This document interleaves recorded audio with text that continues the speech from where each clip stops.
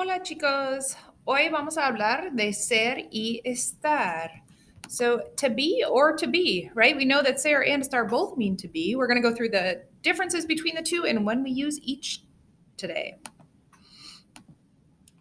Ya sabemos los verbos. So like I said, we already know both of these verbs and we have some sample sentences here that you should be able to know what each of these sentences mean. All I want you to do right now though is read through the sentences and circle any form of ser or estar that you see in them. Some sentences will have more than one form of ser or estar.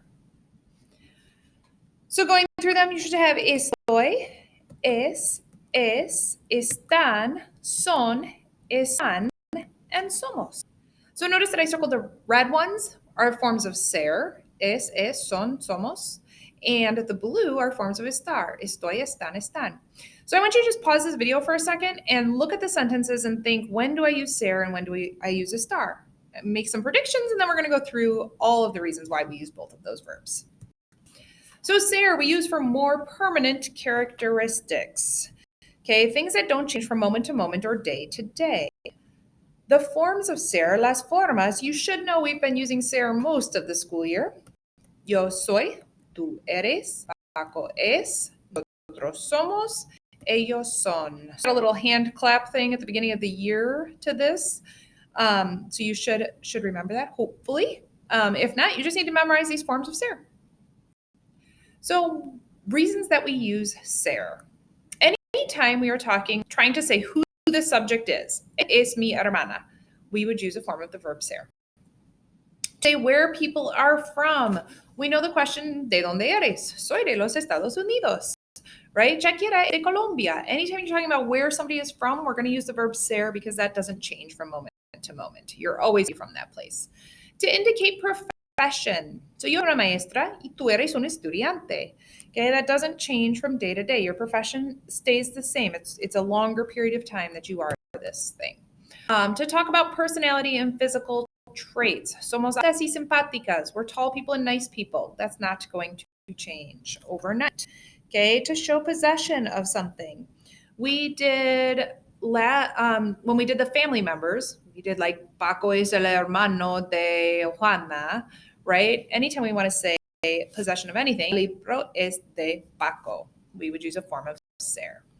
To date or time. So es el 20 de febrero, son las 2. So the date first, the time next. The only time we use es with a time is es la una. Besides that, we use son las. And then to talk color or size of something. So la casa es verde y es grande. Okay, there's more than one characteristic here. The color isn't going to change on its own overnight, and the size of something is not going to change on its own overnight. Unos ejemplos. Taylor Swift es rubia y alta. Okay, she's blonde and tall. Yes, she could dye her hair, but she had to do something to make that change. So that's why with hair color, we use ser. And Javi Baez es de Puerto Rico. Sure, he plays baseball now in Chicago, but he is from Puerto Rico. He will always be from Puerto Rico. Even if he gets traded, still de Puerto Rico. Unos ejemplos. So pause the video really quickly and fill in your answers to these three. Juan y yo somos estudiantes buenos. Jody es alta and tú eres de España. No? Those should be your correct answers. Ahora, el verbo estar. Estar is for more temporary conditions and also to talk about location of things. So we learned the little rhyme for how you feel and where you are. Always use the verb estar. That's going to come up over and over and over again. So if you haven't memorized that little rhyme yet, make sure you do. Always with feeling and location, you're going to use the verb estar. So, las formas. Estoy, estás, está, estamos, and están. You have your accents on all of the forms except for the yo form and the nosotros form. The other ones all have accents on them. So when do we use estar? We talked about for how you feel and where you are. So for how you feel, feelings and emotions. Estoy contenta. Estamos bien. Ella está triste. Okay, these are all feelings that could change from moment to moment. Also, location. Yo estoy en la clase. El libro está encima del escritorio. It's on top of the desk now, but in 20 minutes it might not be, right? So the location of things can change, so we use estar. Ellas están al lado de él. They are next to him right now, but they might not be in a couple minutes. Unos ejemplos, la bebé está muy cansada. And mi amiga está en Puerto Rico. Okay, she's not from Puerto Rico. That would be Sarah. She right now is on vacation in Puerto Rico. So it's a location. Unos ejemplos. Go ahead and pause the video and fill these in with your correct form of estar. Ana y Lupe están tristes. Make sure you have your accent.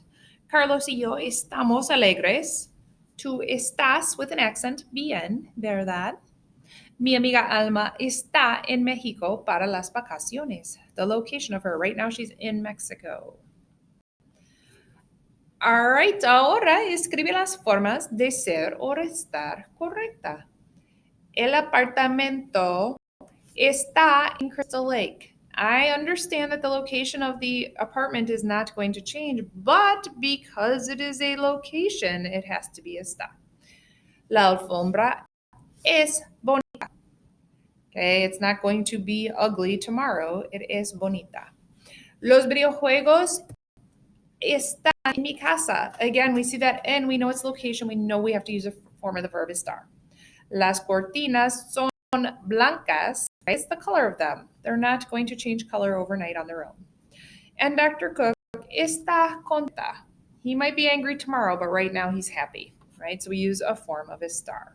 So those are reasons for ser and estar. Make sure that you answer the questions on Canvas for me and write down any questions that you might have.